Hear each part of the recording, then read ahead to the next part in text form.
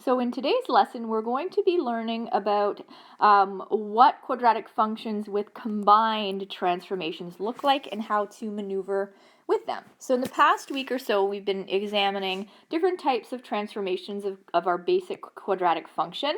And so today, all we're going to do is we're just going to combine them. And so the way that this is typically represented is as we're seeing here in larger font.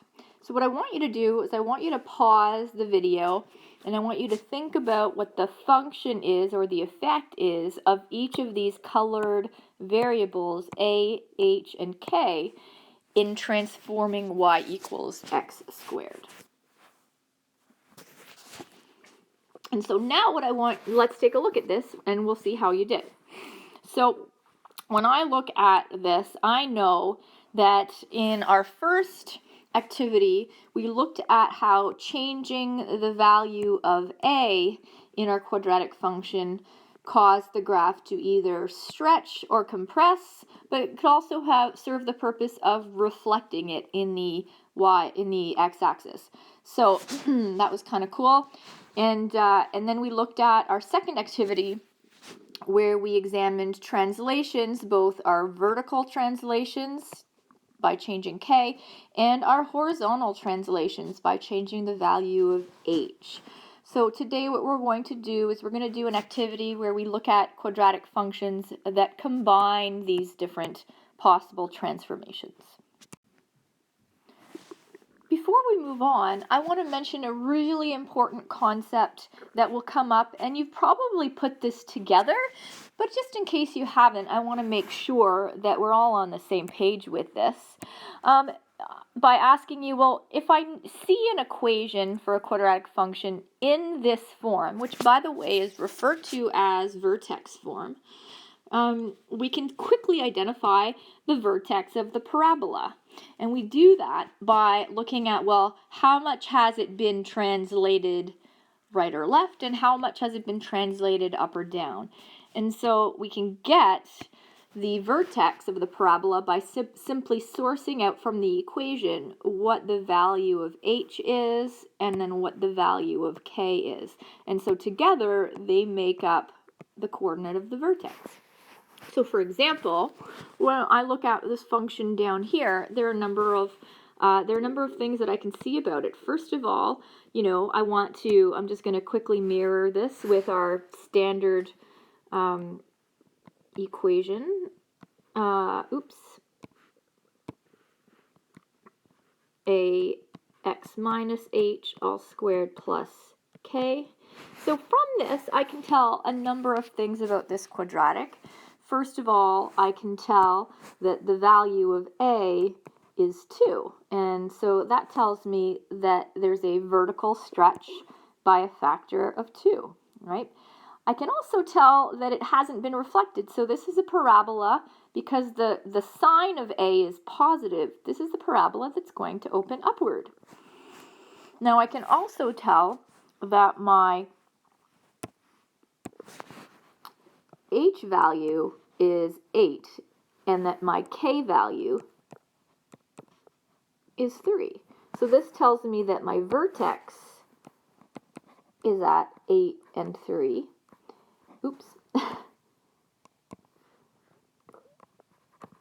And that my graph has been translated, my graph of y equals x squared, aside from being stretched, it's been translated 8 units to the right and 3 units up. So I can tell a lot from just a simple examination of a, h, and k in a specific transformation of y equals x squared. Let's practice this. So in this question, I'm asking you, without sketching each parabola, state the transformations that have been applied to y equals x squared. So in other words, relative to y equals x squared, what transformations do we see in the given example? So I want you to pause the video, take a look, and see how you do, and then we'll take it up in a minute.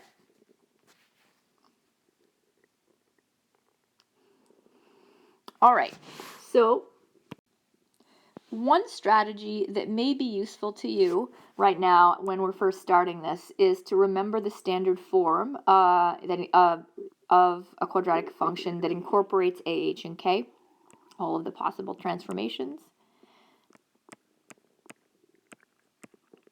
And so there it is. And simply to list out what each of the variables are. So I can tell, first of all, from this that there's a negative beside and out in front of my x squared. So, and since it's negative x, that really implies negative 1x. And so I can tell right off the bat that a, in this case, is negative 1. And so what does that tell me about this particular quadratic function? Well, it tells me, first of all, that there's a reflection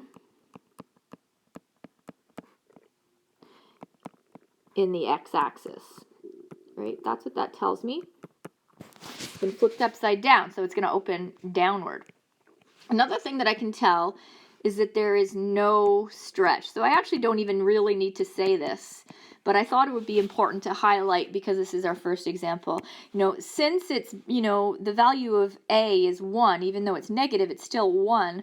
That means that relative to y equals x squared, which also has a coefficient of 1, understood of 1, it hasn't been stretched or compressed. So I don't need to say that, but I thought I would point it out just for the sake of doing it.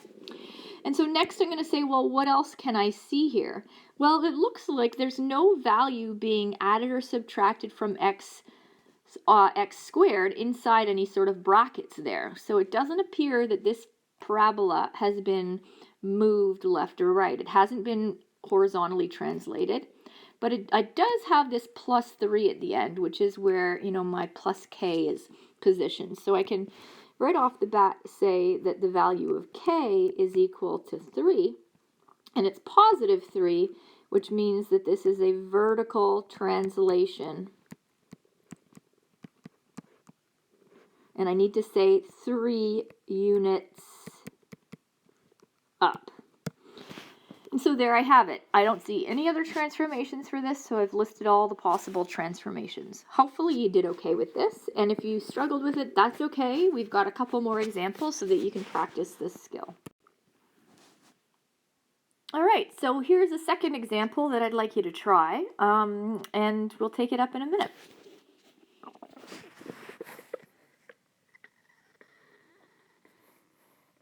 Okay.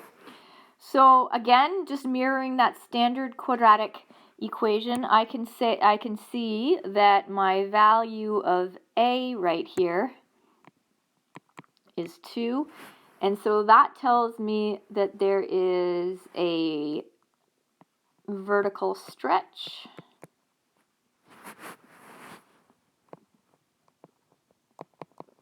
by a factor of 2.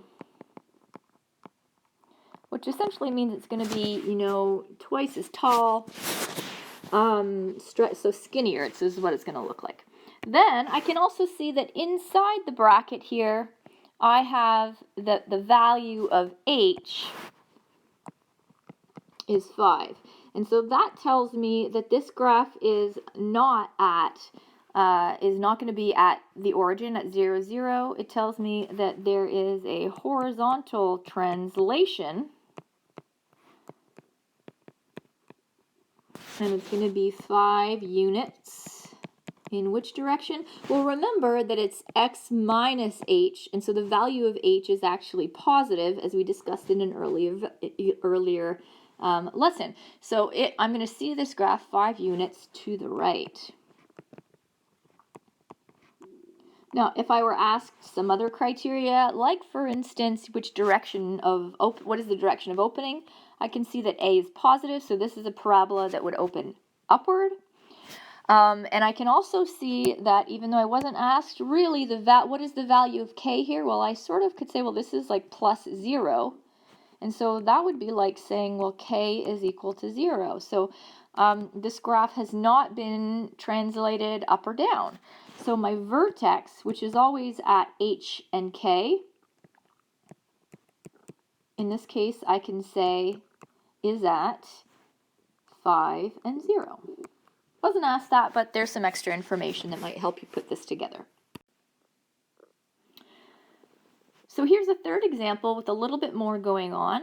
I'd like you to attempt it, and then we will take it up together in a moment.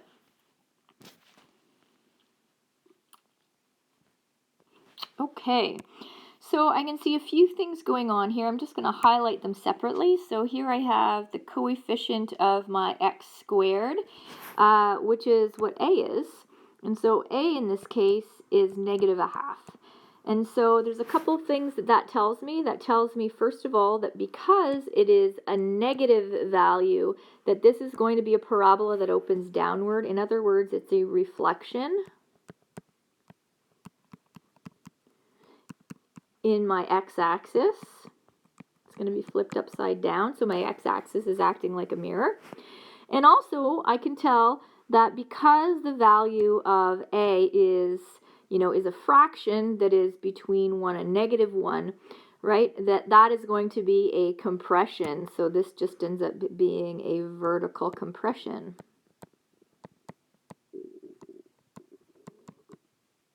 So in other words, it's going to be about half as tall as it was before. So that's one piece. Now, the second piece that I wanted to talk about is this -7 here. So what that tells me is that my value of k, in this case, is -7. And so because k represents my vertical translation, this is a vertical translation. That's 7 units in what direction? Down, because of course k is negative. So that's the second piece of information given in here. Now, the third piece is this little bit about h. And in this case, we may say, well, h is 1, but that would be incorrect. And the reason for that is that you'll remember that in our standard equation, y equals a times x minus h all squared plus k. That we can sort of think about, this guy right here, this whole equation, as being a bit sort of like this. So y equals I'm going to say 2 times x minus -1 all squared minus 7. And the reason that I say that is because h in our formula is negative. And so the only way that I get a positive result here is if I am subtracting a negative value. And so when I summarize this, I'm going to end up with a positive inside of my brackets with my x, all being squared. So if that doesn't make sense to you, I would suggest that you go back to a previous video where we talked about horizontal translations to clear that up for yourself. So now I can say that the value of h is actually -1. And we know also from the activity that we did, the Desmos activity, that, it seemed to be that whatever x was added to x inside the bracket there seemed to do the opposite operation when we actually graphed the graph on Desmos. So x is -1, and so what does that tell me? That's a horizontal translation, 1 unit to the left. And there we have it.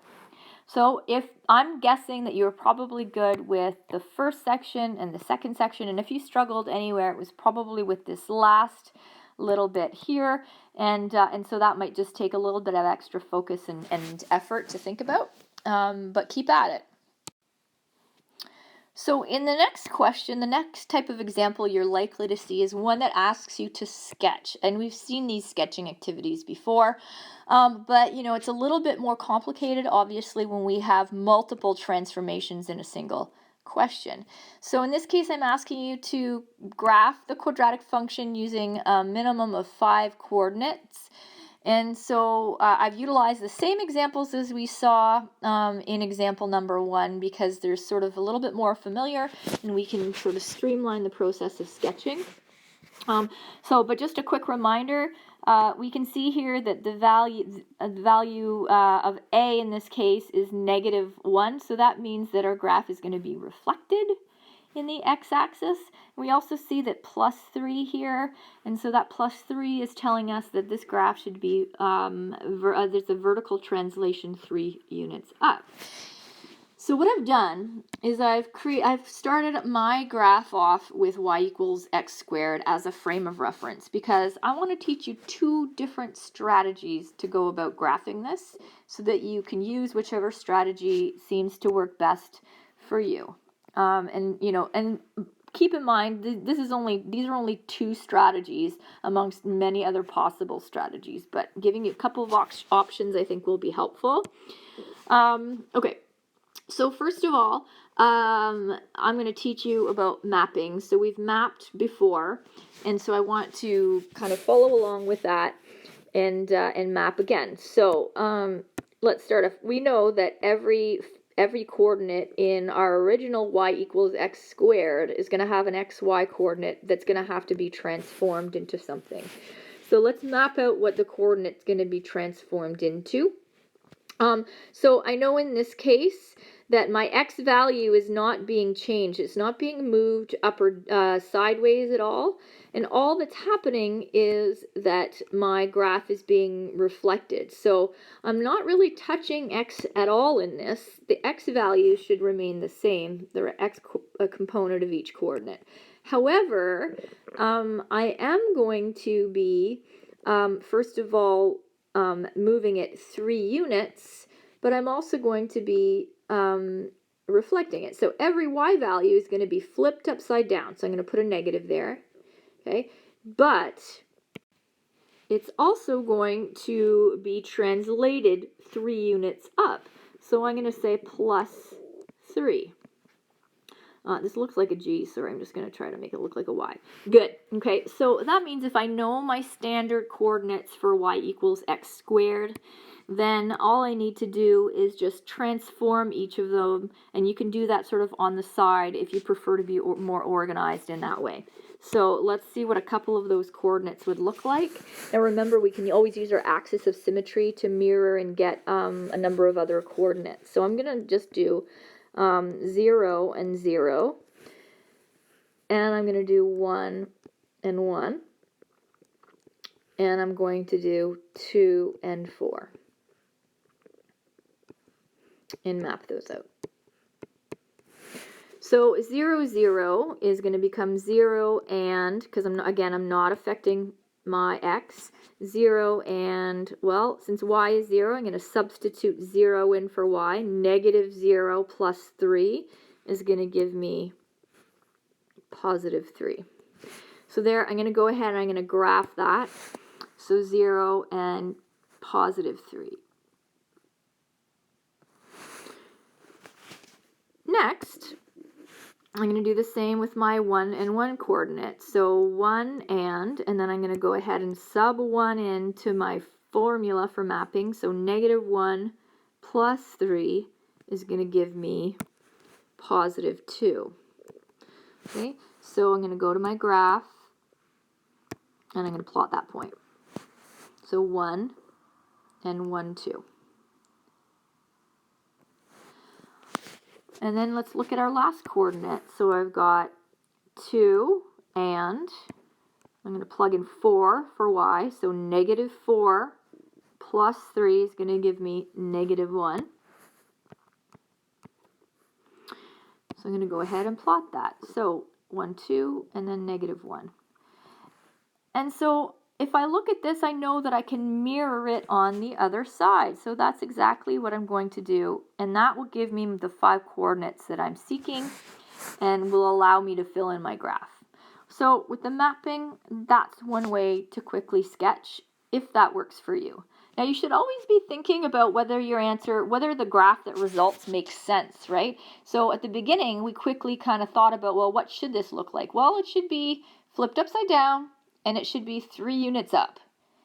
Let's look to see that we have that. Well, is it flipped upside down? Yeah, it appears to be. And is it 3 units up compared to where it was before? Yeah, 1, 2, 3. So I've accomplished that goal. All right, so next, I want to show you another way to think about this, which is, so I'm going to come back. I'm just going to kind of erase these points for now. And then we'll come back to that. Let me get rid of these. Ooh, geez, that was interesting. There we go. So now another way to think about this is to say, okay, well, I know my new vertex is going to be at h and k, right? So, well, where would h and k be on this? Well, it looks like I have x squared, so that's kind of like saying x plus 0 all squared. So my h value is 0, and my k value is 3. So my vertex should be at 0 and 3. So I can go ahead and plot that, 0 and 3. And then I know that my graph is not being stretched or compressed because the a value is -1.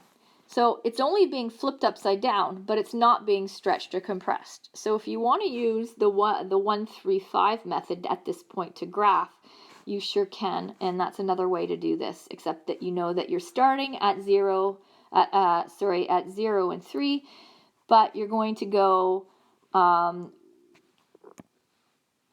over 1, down 1, over 1, down 1, 2, 3. And over 1, down 1, 2, 3, 4, 5. So, if you want to incorporate the 1-3-5 method into graphing, then you can do that. If you prefer to use this mapping method, then that is also another way to do that. So I'm going to get those points back that we erased from before, and I'm going to show you how I'm really, by using the 1-3-5 method, I'm still using the same coordinates as I had before. Right, so I'm going to start at 0 and 3. I'm going to go over 1, down 1, over 1, down 1, 2, 3. Now, this is great, and I find this method works really well if there isn't a stretch or a compression. But as soon as there's a stretch or a compression, then this becomes a little bit more challenging to do. So we're going to look at some other examples. Okay, so let's look at a second example here. So when I look at this, I can see, first of all, that my a value is 2. So, a equals 2. So this is a vertical stretch. And, of course, a vertical stretch affects y. So that's going to come into play when we start to map. And I can also see that my h value is 5.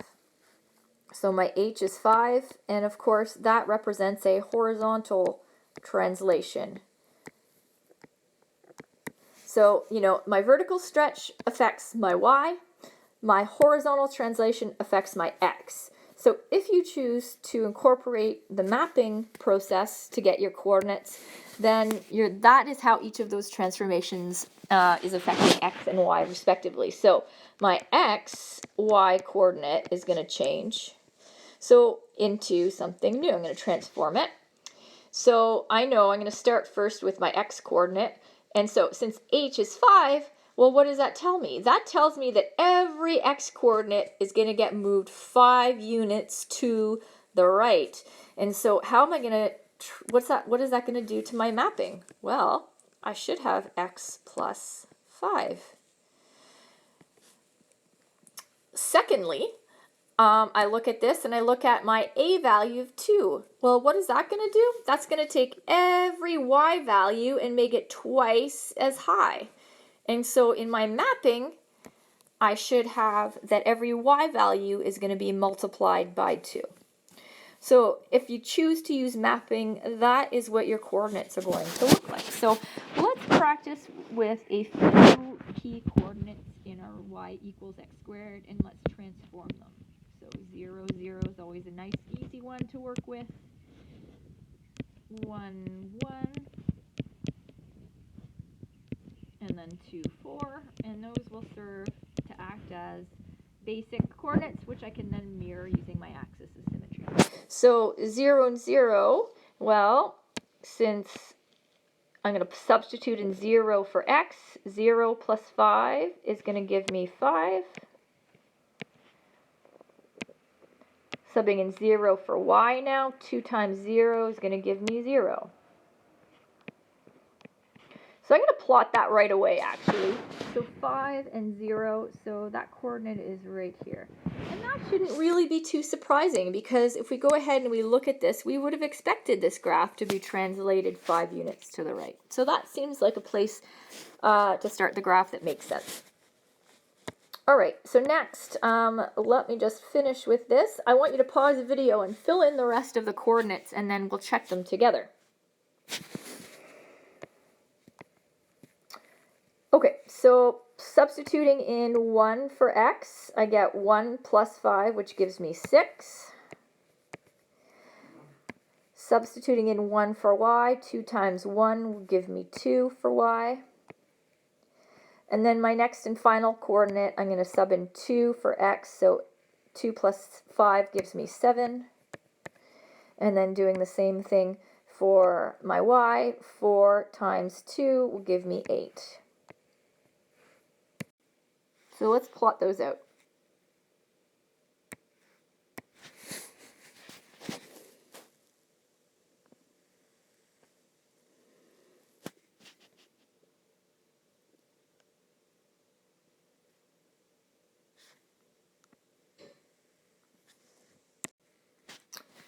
So since I've translated this, I have a new axis of symmetry. Now my original vertex was right here at 0, 0, so that means my new vertex is at 5 and 0. So I can go ahead, if I want to, and draw out my new axis of symmetry going through 5 and 0. And that acts as my mirror line, so that when I go ahead and want to plot some extra coordinates, I can simply mirror on the other side of that axis of symmetry those coordinates and then complete my graph. Now, I've shown you with the mapping how that works, but of course if you simply want to use the stretch factor, I know that, you know, my 1, 3, 5 method, that's going to be stretched vertically by a factor of 2. So really, I should expect this graph to be twice as high. In other words, I should be going over 1 up 2, over 1 up 6, and over 1 up 10. Let's see if I did that. So I started my vertex at 5 and 0. I went over 1 up 2, over 1 up 6, and it looks like the over 1 up 10 is not going to fit on this graph. And I can also visually see that this graph is twice as tall as my original function, right? So there are a couple of different strategies that you can use to quickly sketch out or graph out quadratic functions with these translations. I have one final example. It is a little bit tougher, but I'd like you to try it and then see how you do, and then we'll come back together and take it up. Okay, so here is our third and final example of this type. And so what I'd like you to do is to try it out, see how you do on your own, and then we will take it up. Okay, so now again, I like to have that y equals x squared there as a reference example. And so we're going to, say, well, what is this new function going to look like relative to y equals x squared? So I'm hoping that you saw that the value of a here was -0.5. So that informs me about what I should expect from my answer. So my new graph should be, first of all, upside down, and it should be, compressed vertically by a factor of 0.5. So it should be wider, should be half as tall as my original y equals x squared. Now I can also see that my value for, h is -1. Remember, we always want to look at the opposite sign, so h is equal to -1. So that means that I should see that graph 1 unit to the left relative to y equals x squared. Right, 1 unit to the left. And so lastly, I have my k value, which is +7. And so I should also expect that this graph, my new graph, will be 7 units up relative to my original graph. Now, one thing I didn't mention, it should be upside down. Maybe I did mention it. Anyway, so to sum it up, it should be upside down, half as tall, my vertex should be at -1 and 7. That's where my vertex should be. So let's map this out. So x and y, each coordinate in my original y equals x squared is going to get transformed. And so I know that this here, my vertical stretch, compression, and reflection is going to affect y only. It doesn't affect x. However, my my horizontal translation does affect x. So I can sort of, just sort of write this out. This is going to affect y, this is going to affect x, and then finally I have my vertical translation, which is also going to obviously affect y. So, when I go ahead and map out my coordinates, I can kind of organize my thoughts a little bit by reminding myself which variable is affected by each type of transformation. So the only transformation that affects my x component is that horizontal translation. And so I know that every x value is then going to be moved 1 unit to the left. So I'm going to say x minus 1. Now I need to incorporate both of the other components. I know, first of all, that every y coordinate, I'm going to need a little bit more space here. That every y component of this is going to have to be flipped upside down and multiplied by a half. So that's what's going to happen to y. But in addition to that, I need to move it up by 7 units. So this should be over there. So that is how my unit's going to map out. So I'm not really happy with the way that I've represented that, so I'm just going to do that again. So it should be x minus 1, and then -1/2 y plus 7. So that's how the mapping is going to work. Now I'm running out of space over here on the side, so what I'm going to do is I'm going to show my mapping over here. So I know that I have 0 and 0, and that's going to map on to some new coordinates. I'm going to have 1 and 1, and then I have 2 and 4, just standard coordinates on y equals x squared. So when I go ahead and transform this, then I'm going to end up with, well, if I'm going to end up with 0 and 7, and that shouldn't be a surprise. Sorry, that should be, let me take that back. That should be -1 and 7.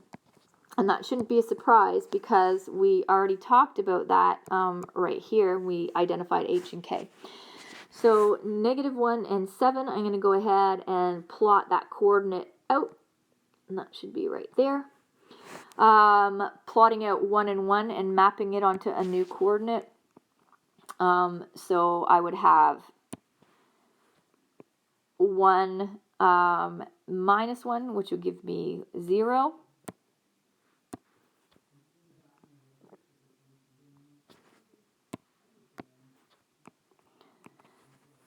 And then mapping my y equals 1 onto a new coordinate, I'm going to have 1 times -1/2, which is going to give me -1/2, plus 7, which is going to give me 6.5.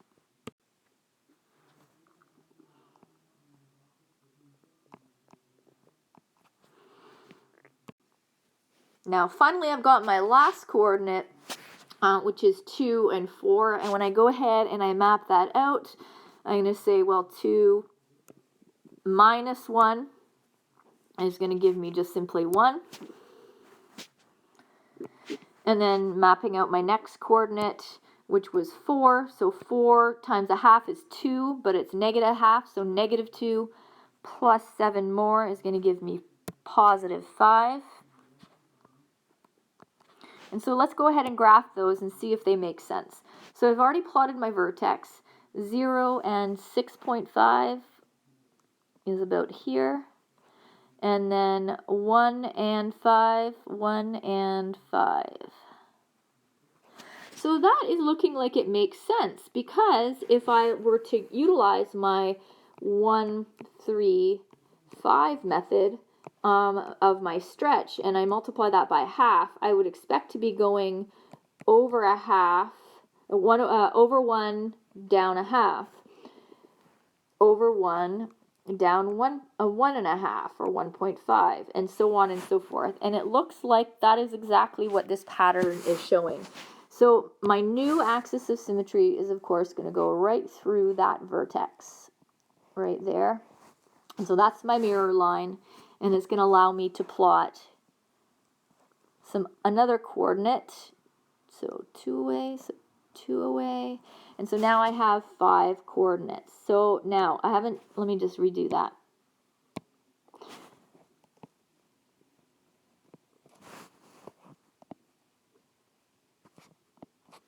So now I have y equals -1/2 x plus 1 squared, and then I'm going to add on the +7 over here. So there I have my graph. Now that is probably about the hardest example that you're going to see, because it's combining a lot of transformations there. So if you struggled with that example, that is totally reasonable, but with practice that will come.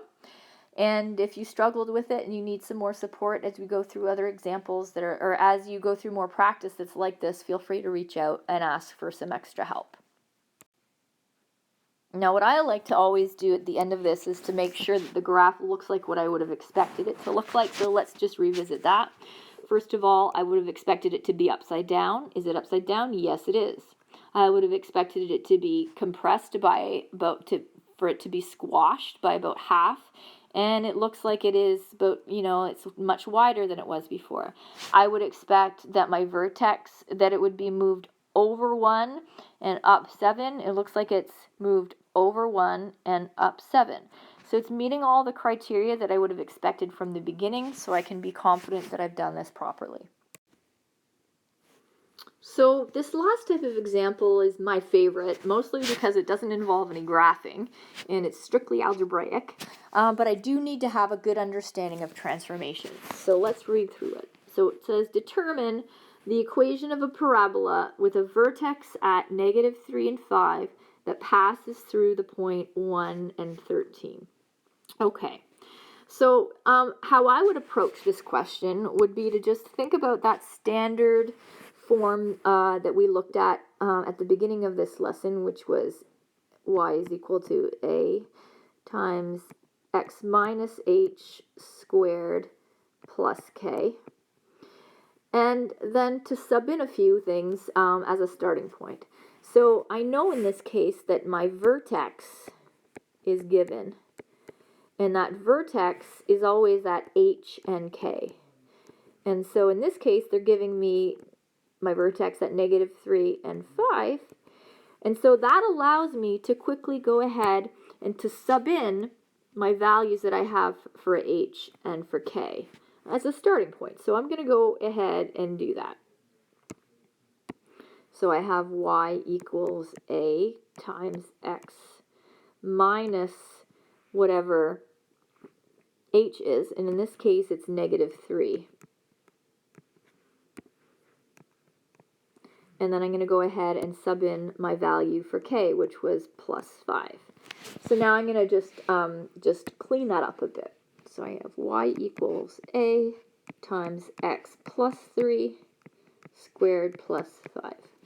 Now I'm not done, because what I haven't figured out from this question yet is, well, what is the value of a? What is the stretch? Is this a function that is the parabola opening upward, downward, and so on and so forth. So I need to remember that they're giving me a coordinate. So the coordinate that they're giving me is in fact an xy coordinate, and that is 1 and 13. And so all I need to do is to go ahead in my equation and in my function that I have so far, and to sub in those values for x and for y in the equation. And so that is what I'm going to do next. So since y is 13, when y is 13, x is 1. And so now the only variable that is unknown in this equation is a. And so I'm going to just simply work through to simplify and solve for the variable a. And then I will know my a value, and I'll substitute that back in to get the equation of my parabola. So I'm going to keep going here. So 13 is equal to a times 4 squared plus 5. 13 is equal to a times, well, what is 4 squared? 4 squared is 16, so that will give me 16a plus 5. So now what I'm going to do is I'm going to move my 5 to the other side, and that's going to give me 13 minus 5, which is 8, is equal to 16a. Now I'm going to divide out my 16. And I'm going to reduce the fraction that results. And so the fraction that results is 1/2. So now I have a value for a. Let me just make this a little bit smaller here so I can fit everything in. And so now I'm ready to simply take the value that I got for a and sub it into my equation. I have all the missing pieces. So I can write confidently that my equation is y